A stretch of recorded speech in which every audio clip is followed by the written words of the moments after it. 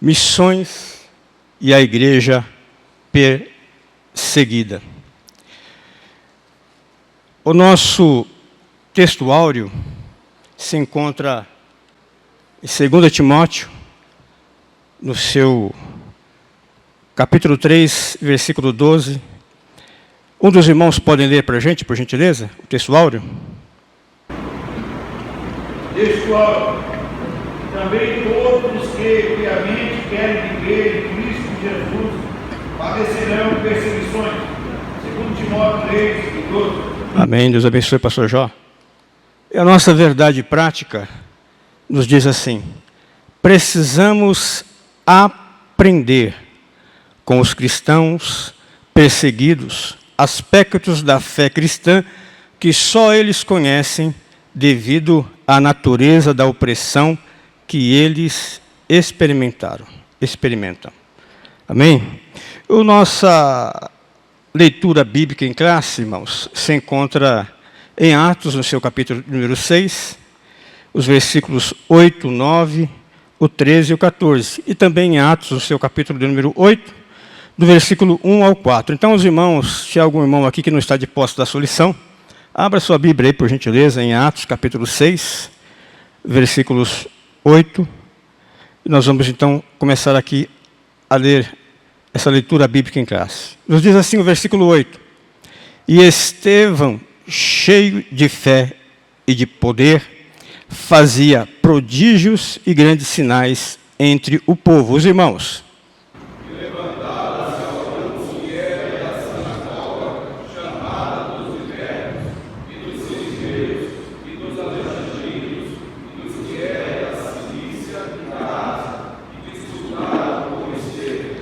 O 13, apresentaram falsas testemunhas que diziam: este homem não cessa de proferir palavras blasfemas contra este santo lugar e a lei.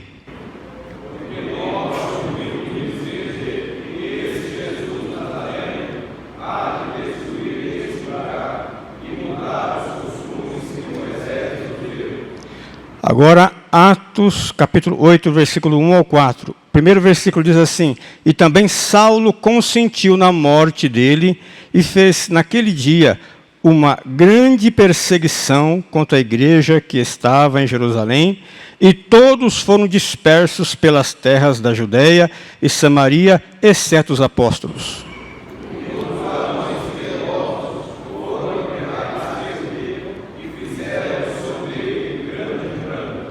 E Saulo assolava a igreja, entrando pelas casas, arrastando homens e mulheres, e os encerrava na prisão.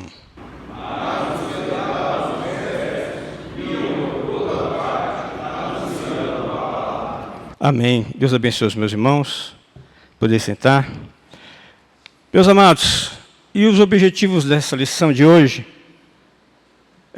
Primeiro, explicar o contexto de perseguição na igreja primitiva, apresentar a perseguição cristã na atualidade, e o terceiro, mostrar como podemos ajudar a igreja perseguida. É uma lição, irmãos, muito importante, é uma lição que trata deste assunto, tanto é que a palavra-chave é perseguição dessa lição. E nós, de uma forma introdutória, na lição passada, até ali no tópico de número 2 e o ponto 2 também da lição de domingo passado, nós vimos ali, ainda que de uma forma breve, um pouco a respeito da perseguição que irmãos estão sofrendo ali naquela região onde há a janela 10 por 40, não é? O desafio da janela 10 por 40. E na lição de hoje, a nossa introdução já nos começa apresentando do porquê essa lição é importante, dizendo assim, olha aí a introdução da lição. A perseguição contra os cristãos é uma realidade. Trata-se de uma realidade. Aproximadamente mais de 360 milhões de cristãos no mundo sofrem algum tipo de perseguição, e por expressarem sua fé em Jesus, e muitas vezes a obra missionária ela é realizada, mas ela é realizada de que forma? Num contexto de perseguição religiosa, perseguição política e de perseguição cultural. Porque, irmãos, se faz necessário de que a Igreja do Senhor Jesus Cristo esteja ciente desta realidade. E quando nós observamos, irmãos, algumas atitudes, né, em alguns lugares, de algum servo de Deus, ou outro, que na sua conversa, no seu modo de viver, não demonstra de que essa pessoa, esse servo de Deus, essa serva de Deus, até mesmo pastores, não estão cientes desta grande realidade. E, por não estarem cientes desta realidade, não oram a favor da igreja perseguida, muito menos apoiam, e não há como defender, de alguma forma, os irmãos que estão sendo perseguidos, não é? Por manifestarem a sua fé em Jesus e por pregarem a palavra de Deus. Mas nesta aula de hoje, nós vamos explorar alguns relatos de perseguições do início da igreja, que estão registrados aonde? Que estão registrados no livro de Atos dos Apóstolos. E nós vamos ver então que esse contexto então de perseguição, é nesse contexto de perseguição que nasce a igreja do Senhor Jesus. Mas é de se perguntar do porquê que a igreja é tanto perseguida, por que há tanta perseguição. E de uma forma simples, nós sabemos de que a igreja do Senhor Jesus Cristo ela anda na contramão do mundo, né? O mundo tem uma direção totalmente contrária à palavra de Deus, totalmente contrária aos ensinamentos do Senhor Jesus. Já visto que em 1 João, no seu capítulo 5, versículo 19, lá diz que sabemos que somos de Deus, nós somos de Deus. E por sermos de Deus, como diz lá em Romanos, aqueles que são filhos de Deus são aqueles que são guiados pelo Espírito Santo de Deus.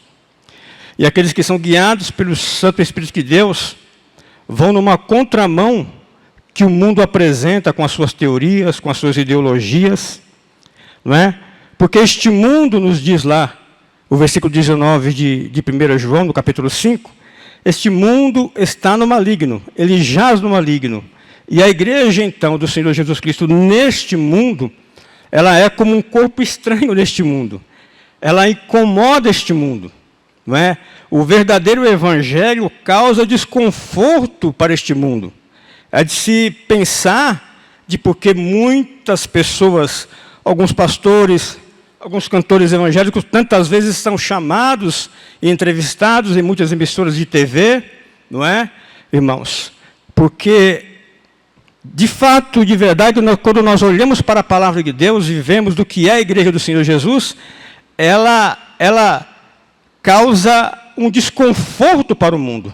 E é por essa razão que a igreja de Deus ela é perseguida. O nosso primeiro tópico da lição diz aí, a igreja nasceu. Como a igreja nasceu? Ela nasceu num contexto de perseguição. E neste contexto de perseguição, o comentarista da lição aqui nos dá um exemplo deste primeiro mártir da igreja. O primeiro ponto diz assim, a perseguição contra Estevão, o primeiro mártir. Nós sabemos de que a igreja do Senhor Jesus Cristo, antes da morte de Estevão, já havia sido perseguida, não é? Tanto é que houve até mesmo a prisão de Pedro e de João, ali. Nós vemos ali perseguição. O nosso Senhor e Salvador Jesus Cristo, quando esteve aqui nesta terra, foi perseguido por diversas vezes. Mas aqui nesta lição, o comentarista nos apresenta aqui o personagem de Estevão. E Estevão, nós sabemos de que foi um dos primeiros diáconos da igreja primitiva. Ele ficou conhecido por sua fé fervorosa e pela graça de Deus que era derramada sobre a vida deste diácono, deste homem de Deus. e de que pregara a palavra de Deus, os milagres o acompanhavam, os prodígios, as maravilhas o acompanhavam, e isso chamava a atenção do povo daquela cidade. Mas, no entanto, essas atividades na direção de Deus que Estevão estava exercendo, atraíram algumas pessoas que não eram simpatizantes a ele, e a palavra, e não concordavam com a palavra que ele estava ministrando. Não é? Os da sinagoga dos libertos, os sirineus, dos alexandrinos e dos da Cilícia, da Ásia, que começaram então a disputar com Estevão a respeito da palavra, a respeito da lei.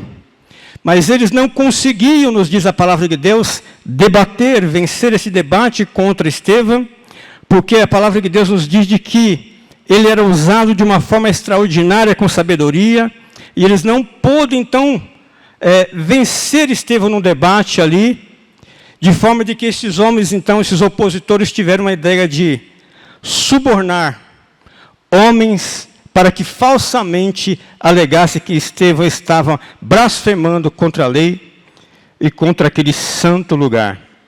E com isso, com essas acusações, ele foi levado ao conselho, e ali, depois, Estevão, em defesa ali no Sinédrio, fez um discurso que revisou toda a história. Nós temos aqui, vemos lá em Atos, capítulo 7, todo aquele discurso maravilhoso de Estevão, que começou ali por Abraão e vai até o Senhor Jesus Cristo. E esse discurso, nos diz o comentarista, foi um discurso, então, assertivo, que os judeus, então, ao ouvir aquele discurso, se enfureceram a ponto de o expulsarem da cidade e o apedrejarem. Se observarmos aí na palavra de Deus, Atos capítulo 7, versículo 54, diz assim: e ouvindo eles isso, enfureceram-se em seu coração, e olha a expressão, e rangiam os dentes contra ele. Mas ele, usado e cheio do Espírito Santo, e fixando os olhos no céu, viu a glória de Deus e Jesus que estava à direita de Deus, irmãos. Então, esta morte de Estevão nos mostra o grau de violência que era a perseguição contra os primeiros cristãos. Mas também demonstra que mesmo em meio a tão grande violência, irmãos como Estevão estava ali, disposto a defender a sua fé, disposto a falar a verdade. E é de se pensar então, irmãos, nas lições que esse homem de Deus, que esse diácono nos traz para os dias atuais. Nós vemos de que Estevão ali diante da possibilidade do martírio, em meio a essa situação, ele não se inibiu em pregar a palavra de Deus. Quantos hoje em dia têm se calado por muito menos? Quantos hoje em dia têm se calado por muito menos? Mas este homem de Deus, em meio a esta perseguição, e a evidência de que ele seria morto, não parou de pregar a palavra de Deus. Mas uma coisa, diante desta perseguição, a palavra que nos revela que Estevão era cheio do Espírito Santo, ele se manteve cheio do Espírito Santo. Tanto é que em Atos, no versículo 55 aqui, vai nos dizer, estando cheio do Espírito Santo. E cheio do Espírito Santo, ele vê a glória de Deus. Quantas pessoas na igreja na atualidade, sem perseguição nenhuma, não conseguem enxergar nada de Deus, na casa de Deus, no meio de jovens, no meio de crianças, no meio de irmãs, no meio da juventude, não conseguem enxergar nada. É uma vida de murmuração, de janeiro a dezembro, não vê a glória de Deus. Mas Estevão, esse mártir, primeiro mártir da igreja, sendo perseguido e prestes a morrer, ele vê a glória de Deus. Ele vê os céus abertos. Ele vê os céus abertos.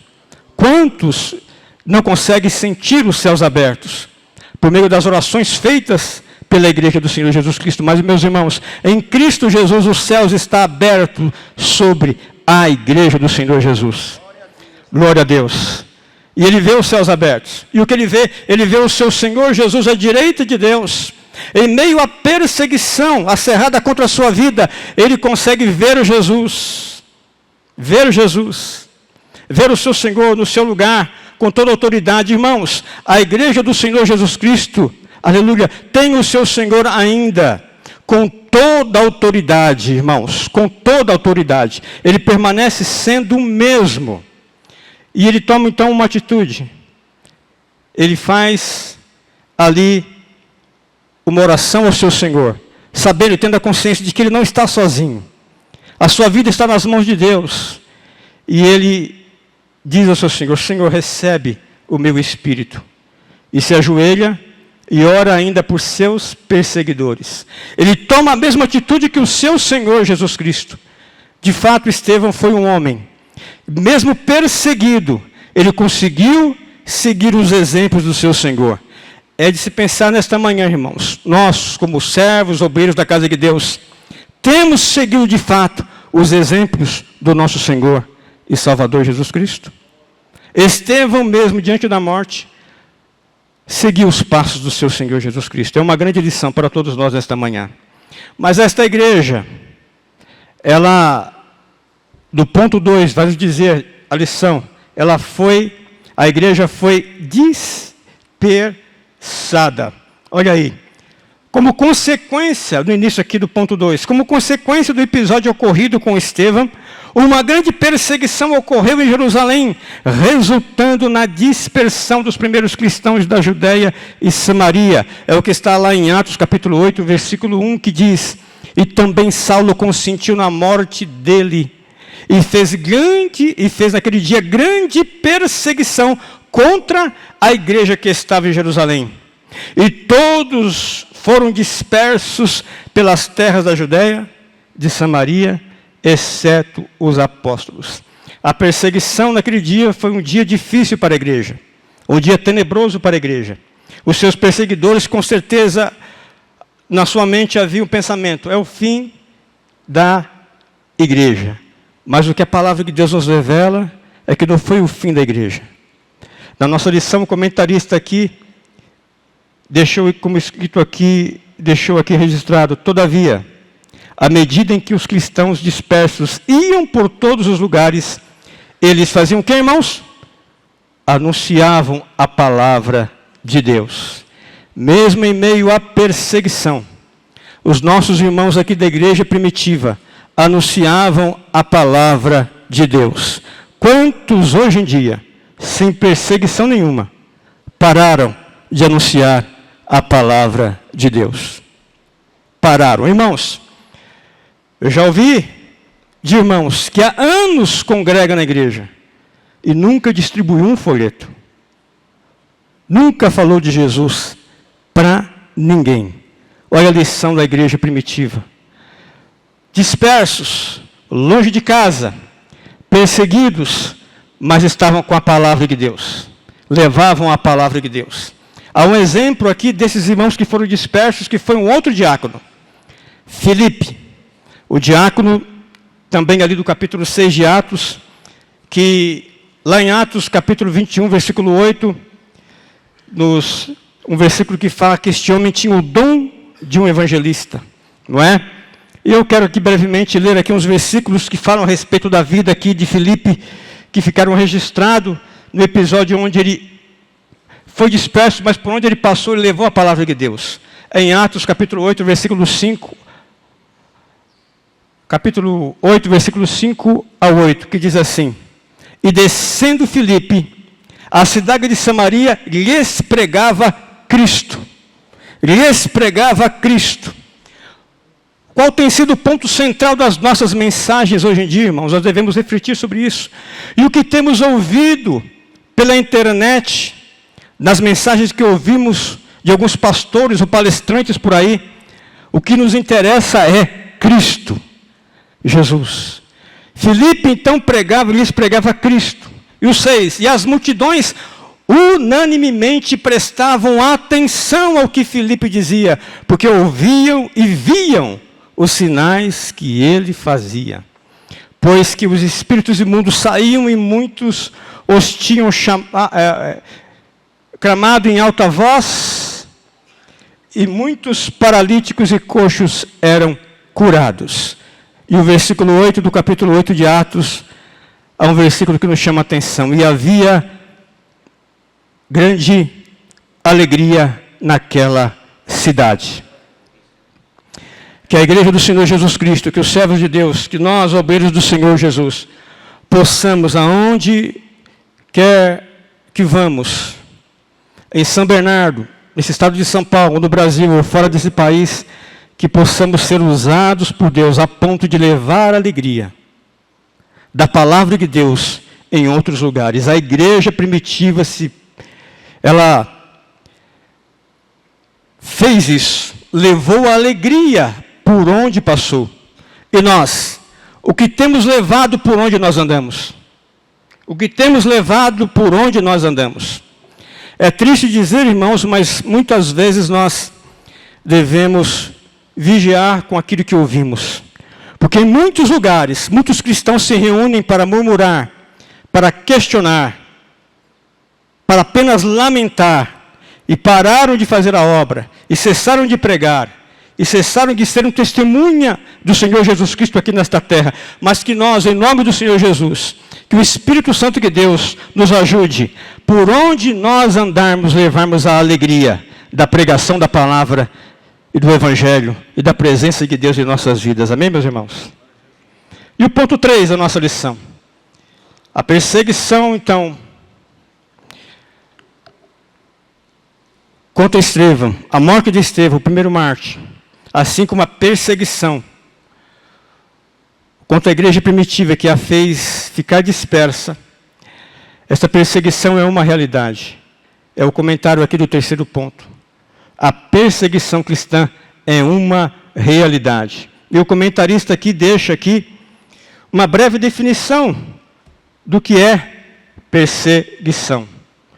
Ele diz, de uma forma geral, podemos conceituar perseguição como um ato de assediar, oprimir, dificultar ou negar os direitos fundamentais de ir e de vir, torturar ou executar pessoas com bases em quê?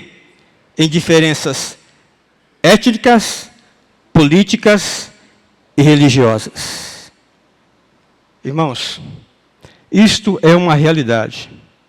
E quando nós, os que gostam da história da igreja, de ler e estudar a história da igreja, quando nós olhamos para a história da igreja e vemos de que, no passado, na era apostólica, a igreja que foi perseguida pelo judaísmo, por não aceitar e não reconhecer, o Senhor Jesus Cristo como Messias, assim como está em Atos capítulo 4, assim como está em Atos no seu capítulo 8, mas também, após esse período, durante, por exemplo, o Império Romano, nós encontramos, então, na história da igreja ali, relatos, irmãos, que nos assustam quando nós lemos as histórias das perseguições que o Império Romano fez sobre a igreja do Senhor Jesus. Há um livro de John Fox, eu não sei se alguns irmãos aqui têm, mas se tiver, não pode abrir ali no seu capítulo número 2 deste livro, que tem como título O Livro dos Mártires, no seu capítulo 2, ali tem como título As 10 Primeiras Perseguições. E nos impressiona como o inimigo de nossas almas usou os imperadores romanos ali, a começar por Nero no ano de 67, e até o 10º imperador, Diocleciano, em 303 depois de Cristo. Ali, histórias ali horríveis, acerca da perseguição do Império Romano contra a igreja do Senhor Jesus. Mas não parou por ali. Se olharmos para a Idade Média, vamos ver que muitos cristãos foram perseguidos e mortos. Também a Inquisição, que levou muitos à forca, à fogueira, e diante de quem? Diante do Papa, com o apoio dos imperadores, que eram coroados por Roma. Na Idade Moderna, então, se nós lemos acerca da perseguição contra a igreja, vamos encontrar, então, que a igreja sofreu outros tipos de perseguição, a ponto de que, no último século, foram martirizados mais cristãos do que em todos os séculos anteriores anteriores. Mas, e hoje? E hoje?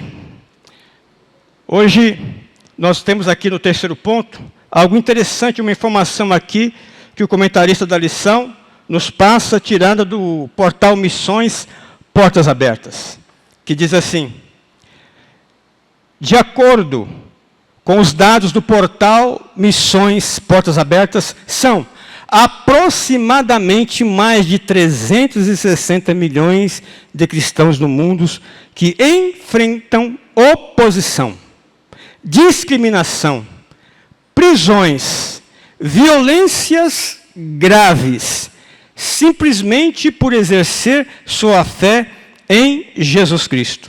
360 milhões, irmãos. Veja que não se trata de poucas pessoas.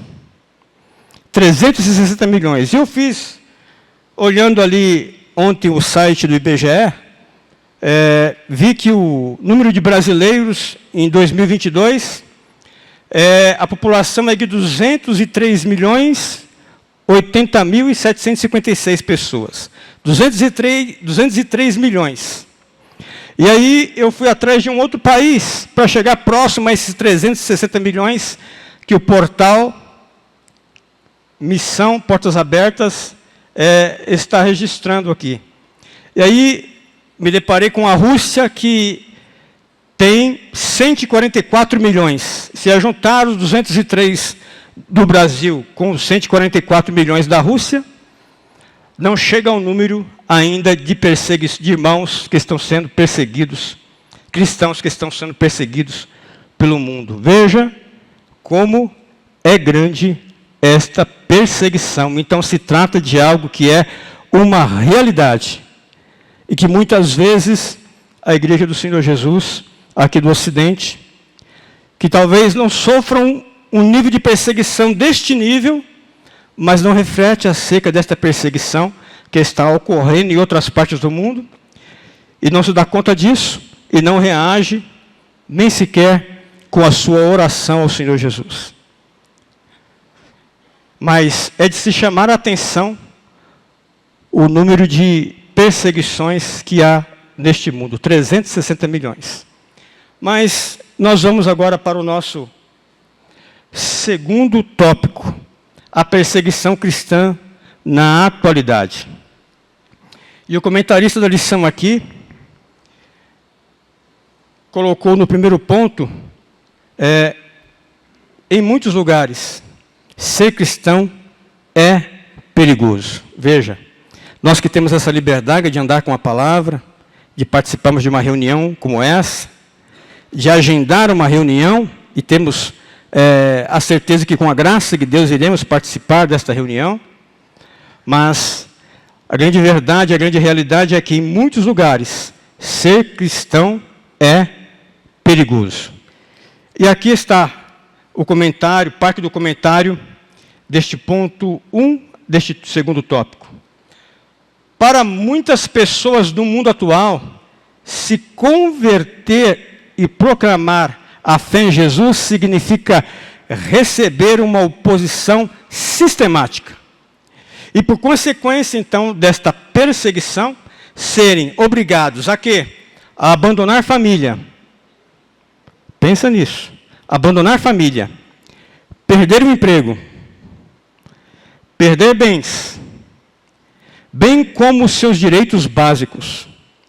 E, infelizmente, em muitos lugares, o exílio, a prisão, a tortura, a mutilação e a morte fazem parte desse contexto de vida de muitos irmãos cristãos e missionários que estão espalhados pelo mundo.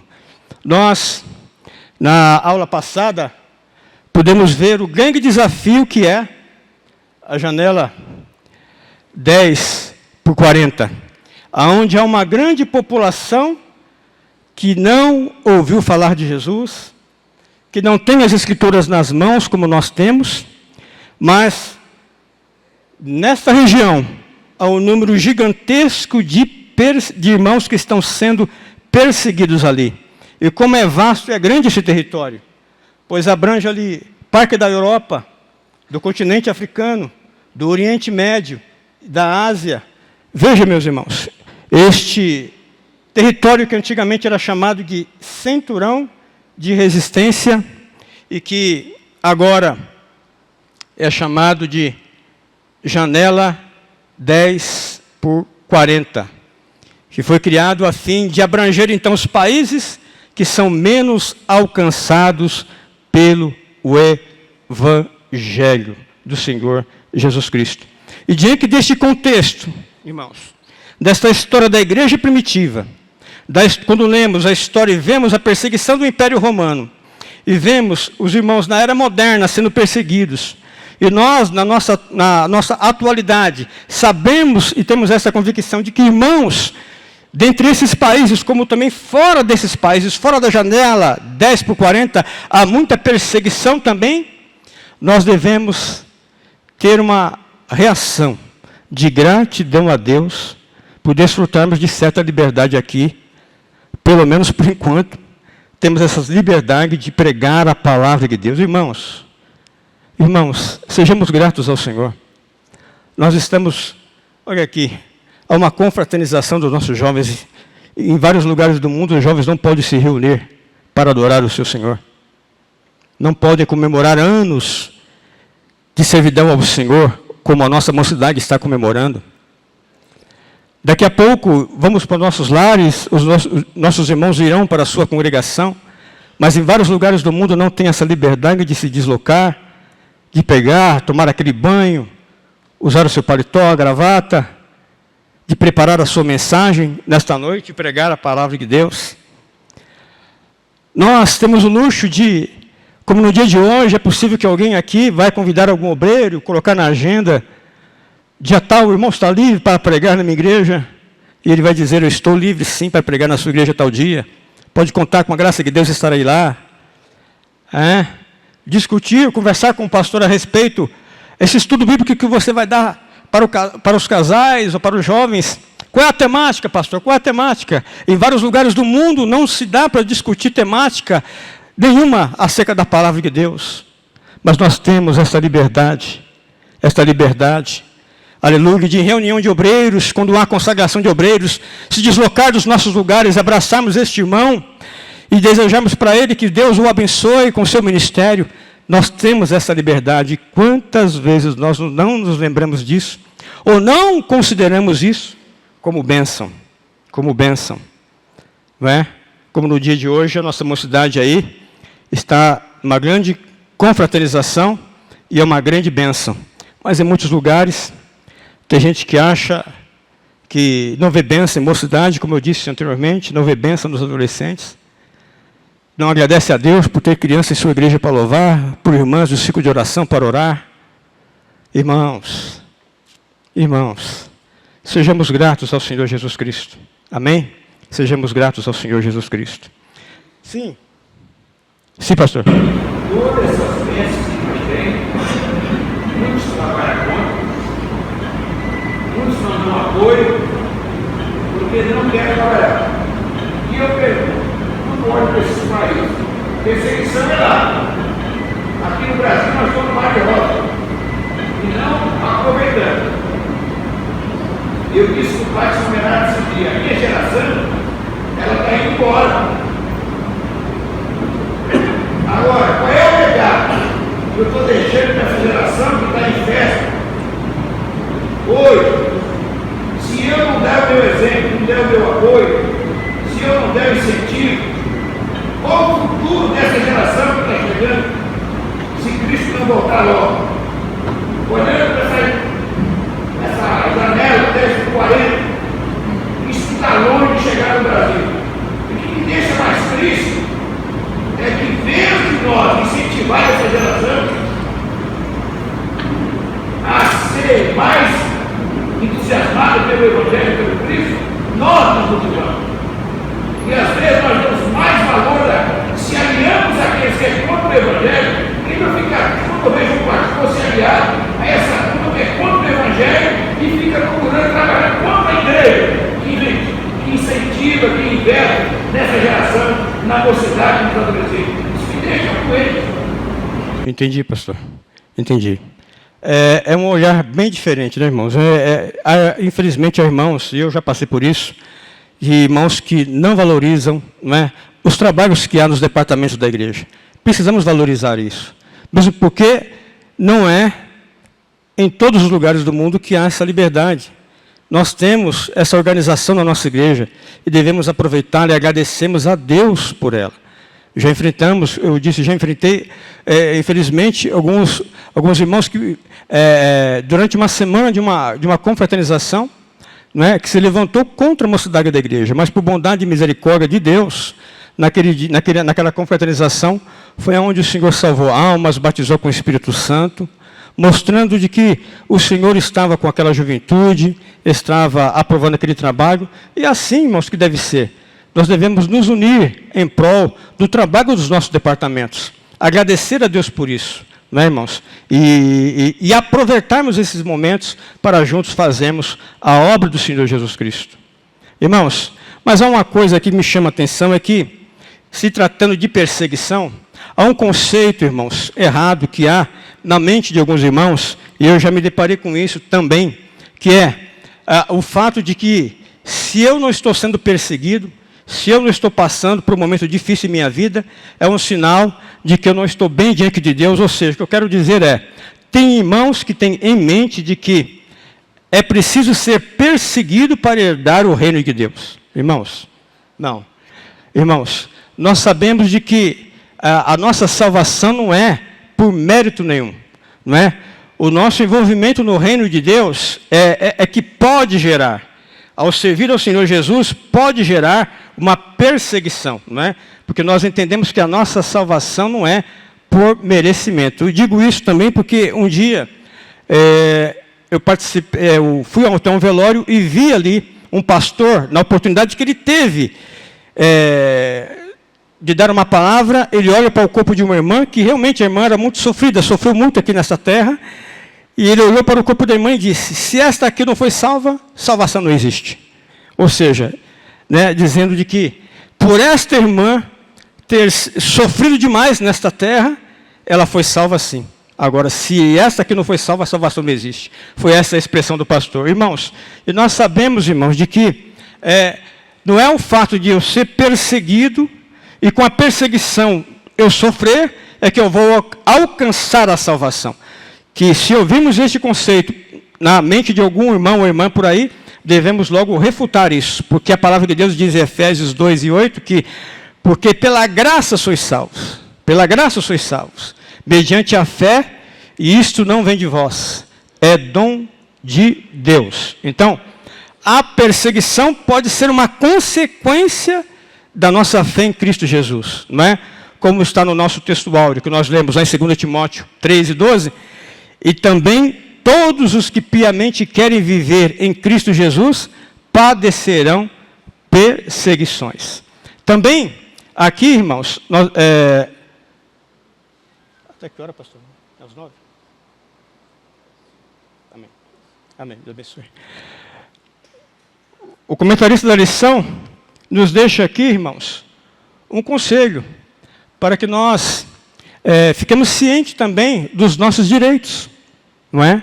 Como nós temos uma Constituição, e ele deixou aqui registrado, é de fundamental importância reconhecer que a Constituição brasileira garante a inviolabilidade da liberdade e consciência de crença, assegurando o livre exercício dos cultos religiosos e a proteção aos locais de adoração e suas práticas, conforme o artigo 5º, né, do inciso 6º da Constituição Federal de 1988. Nós devemos, então, fazer uso, como o apóstolo Paulo fez, uso, né, se for necessário, então, tal como o apóstolo Paulo, não devemos hesitar e usarmos os meios legais, conforme necessário, conforme está lá em Atos, capítulo 22, do versículo 25 ao 29, onde Paulo faz uso do seu direito para se defender, não é? E até o centurião, há um versículo que diz que Paulo, então, diz para pergunta ao centurião, é lícito açoitar um cidadão romano? E ele vai, não é, para o tribuno, chega para o tribuno e olha, vê lá o que vai fazer com este homem, hein? Pois ele se trata de um cidadão romano, vê lá o que vai fazer. Ele fez uso de um direito que ele tinha. Nós também temos que fazer uso, como igreja do Senhor Jesus, dos nossos direitos. Mas, neste segundo tópico, irmãos, no ponto 2, nos fala de um país. Se há muitos lugares em que é perigoso ser cristão, o comentarista da lição aqui destaca um país, que é a Coreia do Norte. Que é a Coreia do Norte, a nação mais fechada ao Evangelho. E ele comenta aqui, segundo a classificação do portal Missão Portas Abertas, em primeiro lugar, em perseguição mundial, a Coreia do Norte é apontada como a nação mais fechada ao Evangelho desde o início desse século. Irmãos, a Coreia do Norte é um país que segue um sistema governamental rígido e fechado, considerado uma autocracia. As características de um país que tem a autocracia é de um governo não democrático e que atua para suprimir, ou seja, abolir as liberdades da população e garantir os interesses do seu líder autocrata. E entre essas características deste governo estão a centralização de poder. O poder se centraliza nas mãos do seu governante. Destaca também o personalismo, ou seja, o governo da nação se confunde com os interesses do líder. Há uma exaltação à imagem do líder. É o que nós podemos ver em algumas reportagens acerca da Coreia do Norte. A censura. Eles manipulam a imprensa para divulgar apenas notícias favoráveis ao governo. E as críticas ao governo são filtradas. A manipulação do sistema político e a manipulação do sistema eleitoral. E nós temos aqui um mapa, da missão Portas Abertas, onde registra ali uma lista com os 50 países onde os cristãos são mais perseguidos. E ali é um top 10, ali, desses 50 países, onde, não sei se os irmãos ali conseguem ver, né? Aqui, ó, em primeiro lugar, a Coreia do Norte. E nessa parte aqui, há uma lista ali de 10 países onde há mais perseguição no mundo.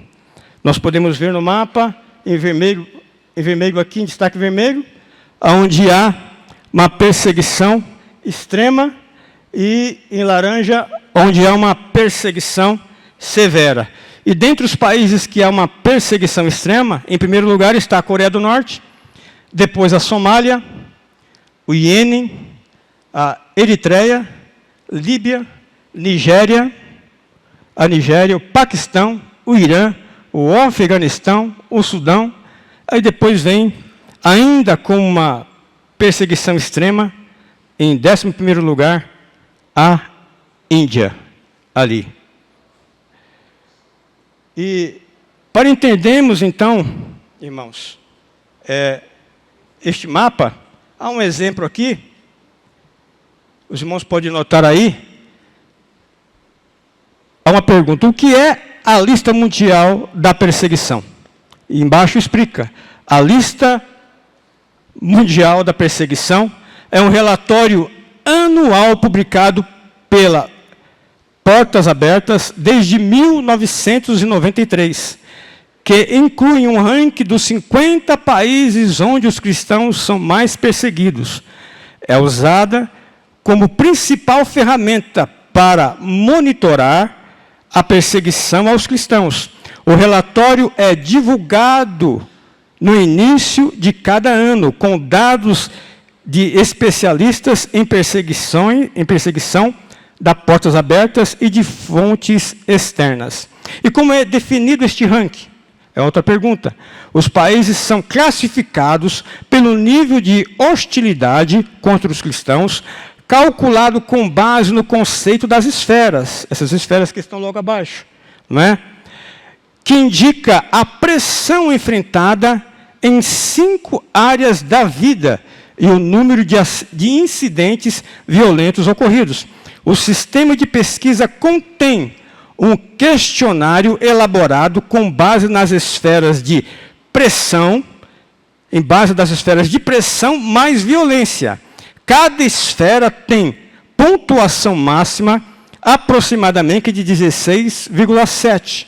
A soma dos resultados das esferas define a pontuação do país e assim é definido o nível de perseguição. Nós vemos então aí abaixo, não é?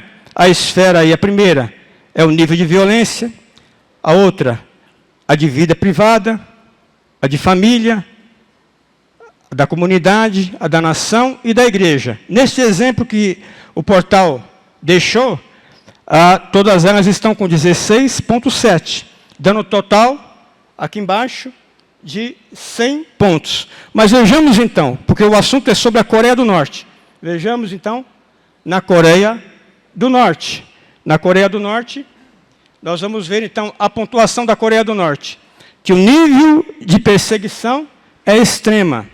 Veja abaixo, as esferas. Na esfera sobre violência, 14,4. Na esfera sobre vida privada, 16,7. Família, 16,7. Comunidade, 16,7. Sobre a nação, 16,7. Sobre a igreja, 16,7, dando total de 98 pontos. E é por isso que ela se encontra em primeiro lugar como país que mais faz perseguição no mundo. Irmãos, eu deixei aqui como exemplo também, para se comparar a China, que é tão comentada. Veja ali a China, né? A China que é tão comentada, irmãos, está abaixo, está aqui, olha, se a Coreia está com 98 pontos, a China está com 77 pontos. Para nós vermos o nível de perseguição que há dentro da Coreia do Norte. Mas o nosso terceiro e último tópico da lição fala sobre como podemos, então, ajudar a igreja perseguida. Como podemos ajudar a igreja perseguida?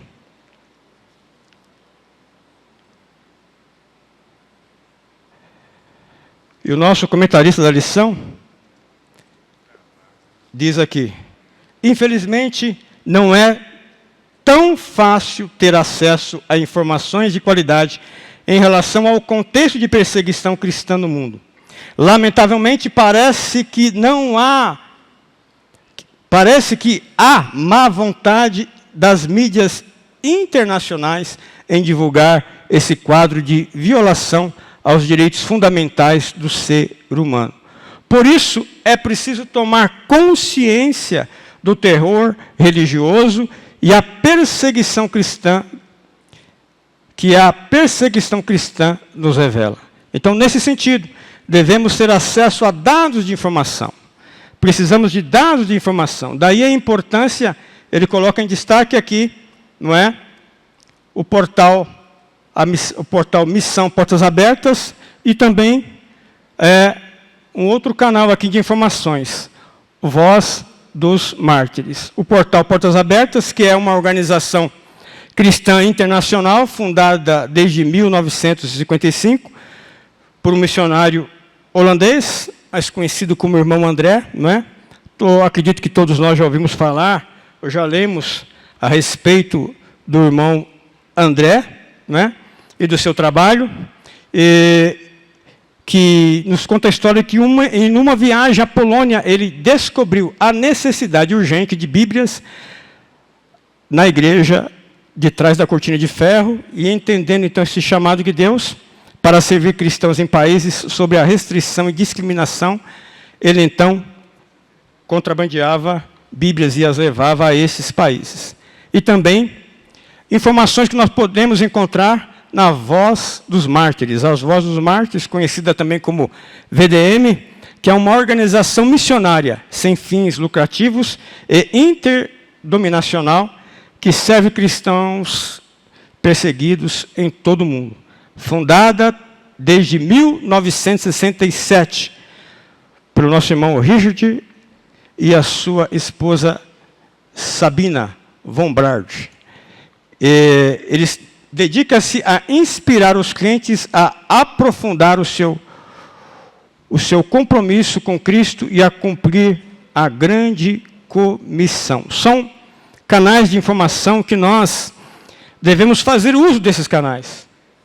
Mas muitas vezes a realidade é que irmãos têm procurado outros tipos de informação, têm passado horas na mídia procurando algo que satisfaça o seu próprio prazer, essa que é a verdade realmente, não é?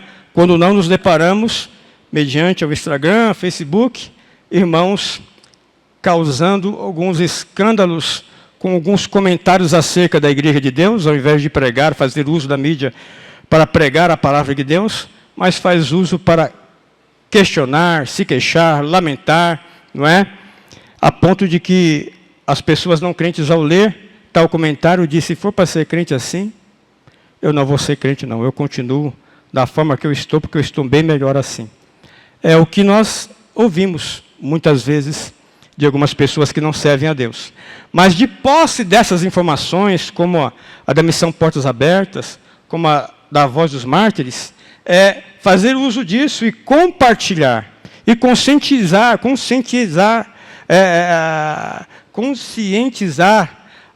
os irmãos da igreja, jovens, adolescentes, informados também, né, por meio do acesso que temos às mídias sociais, né, dos blogs que os irmãos têm. Há muitos irmãos aí que têm canal no YouTube, blogs, que têm um fácil acesso, uma liberdade, que já há tempo lida com isso, com a mídia, que aproveite dessas informações e divulgue. Divulgando essas informações que contém nesses canais de informação acerca da obra missionária espalhada pelo mundo, vai ajudar a igreja perseguida no mundo. Mas também há uma outra forma de oração, a outra forma de ajuda, que é a oração, que está aqui no ponto 2, orar pela igreja perseguida. A oração continua sendo uma ferramenta poderosa. Há um versículo que deixou aqui o nosso comentarista da lição, que está lá em Tiago, capítulo 5, versículo 16. E eu gostaria que um dos irmãos lesse esse versículo. É possível? Por gentileza?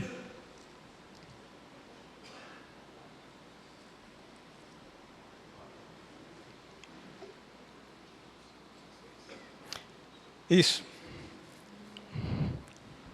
Confessai as vossas culpas uns aos outros e orai uns pelos outros para que sareis. A oração feita por um justo pode muito em seus efeitos. A oração feita por um justo pode muito em seus efeitos. A oração pode curar, a oração pode libertar, a oração, irmãos, ela tem efeito. Então, que nós lembremos desses irmãos da igreja perseguida, e oremos por suas vidas, e oremos por suas famílias, pelas suas comunidades, pelos missionários, para que o Senhor Jesus Cristo lhes dê poder, autoridade. Há o versículo em Efésios, capítulo 6, versículo 19, que diz: orem também por mim. Não é? O apóstolo Paulo pedindo oração: orem também por mim. Peça, então, que Deus me conceda as palavras certas. Não é? É uma tradução que estou usando aqui, da NVT.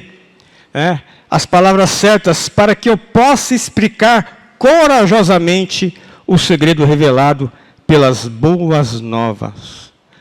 A oração tem poder. Lembra da perseguição de Pedro e João? Quando eles saíram da prisão? O que eles fizeram?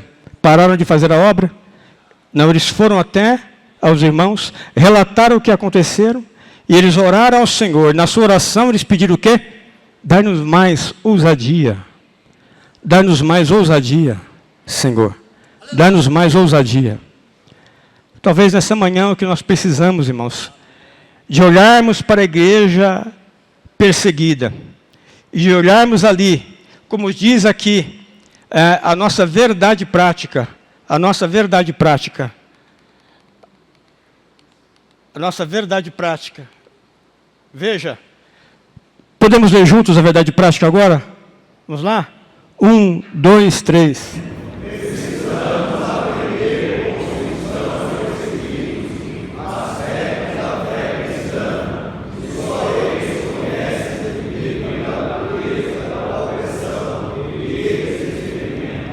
Amém. Glória a Deus. Precisamos aprender com esses irmãos e olharmos para isso e analisarmos a nossa vida. Como estamos, irmãos? Temos nos lembrado? Se uma perseguição dessa ocorre na minha vida, qual seria a minha reação? Seria uma reação como a de Estevão? Seria uma reação como a do diácono Filipe? Não cessaram de pregar, não cessaram de servir ao Senhor. E mesmo enfrentando tais perseguições, puderam experimentar, irmãos, ter experiências extraordinárias no campo missionário. Que o Senhor Jesus Cristo nos ajude também nesta manhã, irmãos. Que o Espírito Santo de Deus que tocou o meu coração, eu fui tocado por Deus nessa lição, não é? Fui tocado por Deus nesse trimestre. E eu creio que muitos, durante o estudo em suas congregações, nesse trimestre aqui, foi tocado por Deus, e que possamos ter força, coragem, ânimo, para seguir esta ordem do Senhor Jesus Cristo, de irmos até os confins da terra, com as nossas orações, com o nosso testemunho, com as nossas contribuições, irmãos, recebendo informações e transmitindo essas informações àqueles que precisam, também ter essa consciência de que a perseguição contra a igreja do Senhor Jesus Cristo é uma realidade. Amém? Que Deus os abençoe em nome do Senhor Jesus. Eu agradeço por esta rica oportunidade. Que Deus abençoe, pastor.